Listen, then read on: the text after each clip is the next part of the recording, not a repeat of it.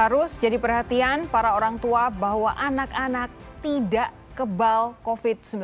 Hingga hari ini sebanyak 84 anak dinyatakan positif terinfeksi virus corona di Nusa Tenggara Barat. Apa yang menyebabkan penularan corona terhadap anak-anak di NTB begitu tinggi?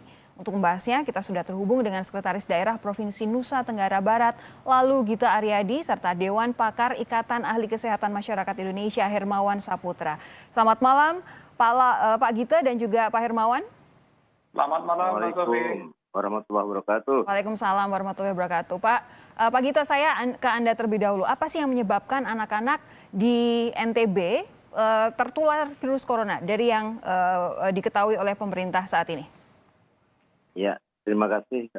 Awalnya kami di NTB pada posisi sudah seakan melihat ada sinar terang di ujung terowongan, artinya bahwa beberapa waktu yang lalu sebelum Hari Raya Idul Fitri, angka temuan baru kasus COVID positif terjadi penurunan, kemudian angka kesembuhan juga terjadi peningkatan dan angka kematian stagnan pada waktu itu pada posisi 7 orang.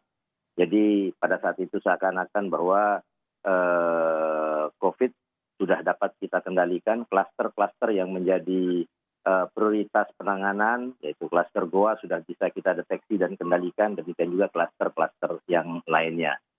Kemudian seiring dengan perjalanan waktu, mungkin karena euforia dan lain sebagainya, mungkin ada disiplin yang mengalami pelonggaran. Sekarang yang menjadi kecemasan kita adalah terjadinya transmisi lokal. Yeah. Transmisi lokal ini lebih mencemaskan lagi. Di Nusa Tenggara Barat akan kedatangan 4.500 pekerja migran migran Indonesia TKI kita, yang ini bagaimanapun dengan jumlah yang cukup besar harus kita antisipasi. Spesifik soal anak-anak ini, apakah sudah ada tracing dari mana mereka tertular virus corona ini? Dengan imported case yang terjadi, yang masuk, serta klaster-klaster yang ada, kan kita memang cukup gencar melakukan tracing. Dari tracing itulah kita mendapatkan dan ada keluhan-keluhan anak yang mengalami pneumonia dan lain sebagainya, sesuai dengan keputusan Ikatan Dokter Anak Indonesia, treatmentnya adalah penanganan COVID, sehingga angka yang kita temukan juga menjadi cukup tinggi. Kemudian tadi kalau ada indikasi bahwa dari Lembaga Pelindungan Anak menyebutkan disiplin, itu yang kami pada kesempatan pertama juga menyebutkan tadi bahwa ini menjadi atensi, sehingga Ibu Ketua Tim Bergerak PKK, Ibu Wakil Gubernur, dan organisasi pemerintah Provinsi Nusa Tenggara Barat juga sekarang tentu kita fokus ke arah itu. Bagaimana penggunaan masker, termasuk juga untuk anak-anak kita itu menjadi atensi. Begini, sejauh yang Anda tahu dari kasus-kasus anak yang ada di NTB ini, mereka terpaparnya ketika ada di luar rumah atau karena oleh orang tua serta kerabat di keluarga yang positif duluan sehingga mereka tertular, atau seperti apa? Semua dugaan itu terjadi, baik pada transmisi, kemudian pada saat kehidupan di luar itu juga ada, sehingga mau tidak mau menjadi atensi kita, baik di dalam lingkungan keluarga maupun bersosialisasi dengan masyarakat, harus kami tegakkan kembali disiplin COVID-19 tersebut. Pak Hermawan, jadi betul ya, anak-anak memang tidak kebal corona seperti yang ketika awal-awal dulu dipercaya oleh sekian banyak orang? Ya, Mbak Sofi, jadi memang dari awal sekali untuk anak ini kita sudah mengingatkan bahwa salah satu segmen usia yang berisiko ini pada usia anak-anak, karena sebenarnya anak-anak ini bahkan kadang dia bisa tanpa gejala karena beraktivitas biasa dan juga samar dengan kerentanan anak yang lainnya, apalagi usia balita. Nah, khusus mengenai Provinsi NTB ini, kita juga udah menyorot dari awal ya, dari Ikatan Ahli Kesehatan Masyarakat, bahkan kami pernah mengingatkan dan melaporkan ke Pak Gubernur terkait dengan pelaporan data yang kami melihat ada sedikit kejanggalan dari data di NTB. Kenaikan kasus positifnya itu selalu signifikan, tetapi malah laju ODP-nya menurun. Nah, itu bisa kita tracking dari data rutin yang dilaporkan. sehingga terlihat tidak terkesan. Padahal kami sangat tahu kerja keras yang sudah dilakukan oleh teman-teman di Provinsi Nusa Tenggara Barat ini terus dilakukan dan kita pantau dengan baik, tetapi juga pengelolaan data dan tingkat risiko terkait dengan orang dengan dalam pemantauan dan juga orang tanpa gejala ini belum optimal dilakukan tracing. Nah, seperti yang disampaikan oleh Pak Gita tadi, sebenarnya di NTB ini menarik klaster. Klaster awal itu dari masyarakat yang dari Goa, yang pada akhirnya sempat pulang ke rumah masing-masing. Jumlahnya tidak tanggung-tanggung, ada 1.487 dengan faktor ratusan orang yang sudah COVID sebenarnya dari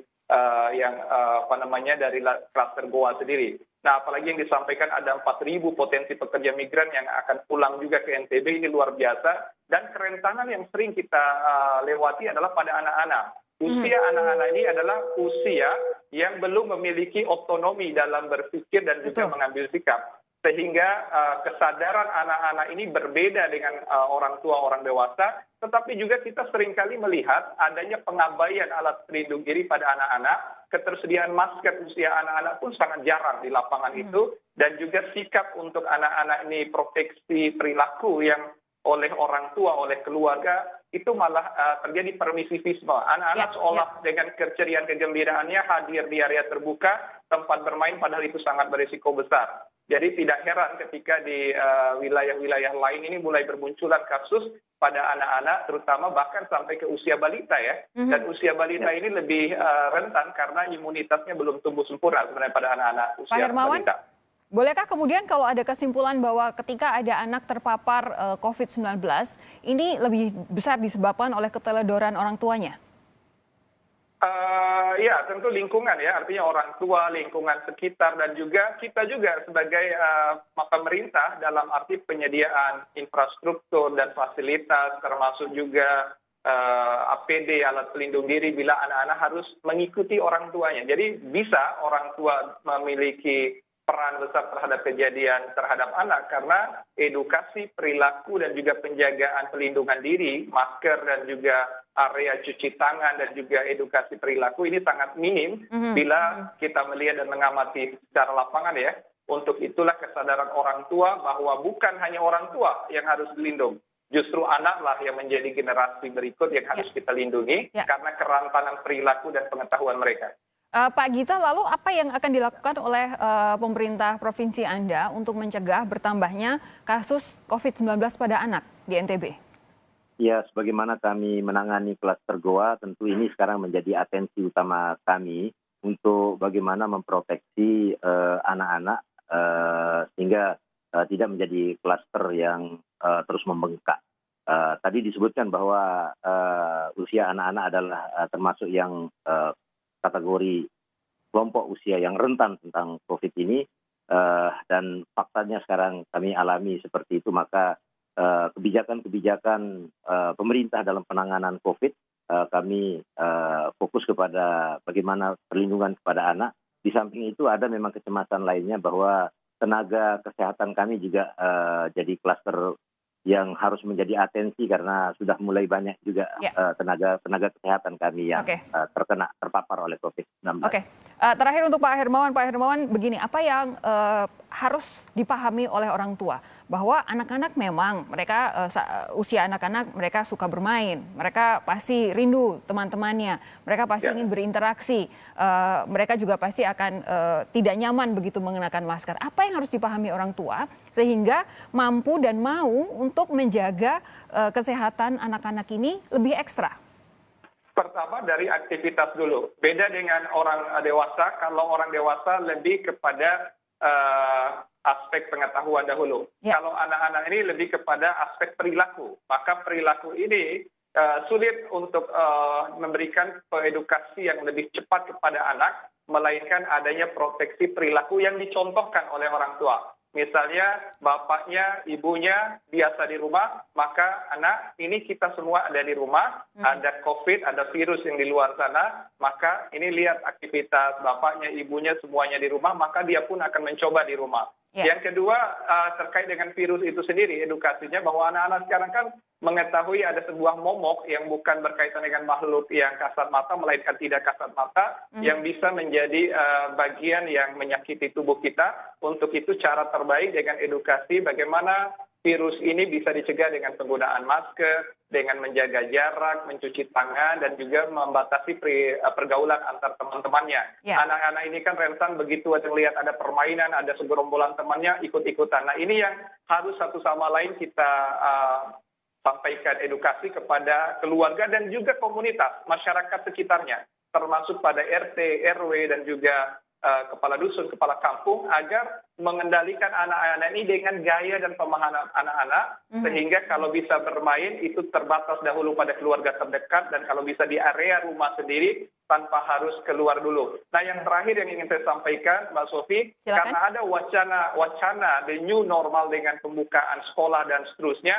saya harapkan pemerintah, terutama pemerintah Provinsi NTB dan khususnya di wilayah Lombok Timur karena kasus paling banyak di sana, agar betul-betul melakukan pertimbangan. Bila saja ada wacana the new normal, kita tidak gegabah untuk ikut-ikutan, karena juga ini berkaitan dengan kerentanan pada usia sekolah. Anak SD, TK, dan PAUD itu sangat berbeda dengan usia SMP, SMA, apalagi mahasiswa. Untuk itu prioritas bila harus memberikan edukasi dan juga the new normal, harus melihat segmen usia. Karena anak-anak SD, PAUD, dan TK ini belum memiliki kemandirian dari cara berpikir dan bersikap. Untuk itu contoh perilaku dan juga persuasi dari keluarga lah yang paling bisa kita andalkan saat ini, Mbak Sofi. Contoh perilaku dari orang tua dan juga keluarga yang berusia sudah dewasa jadi penting untuk memberikan pemahaman bagi anak-anak apa yang saat ini terjadi di dunia kita. Terima kasih sekali lagi. Sekretaris Daerah Provinsi Nusa Tenggara Barat, lalu Gita Aryadi, dan juga Dewan Pakar Ikatan Ahli Kesehatan Masyarakat Indonesia Hermawan Saputra sudah bergabung di Sapa Indonesia Malam. Terima kasih juga kepada Anda, saudara, sudah menyaksikan kami di Sapa Indonesia Malam hari ini. Saya Sofi Syarif undur diri. Kita ketemu lagi besok. Sampai jumpa.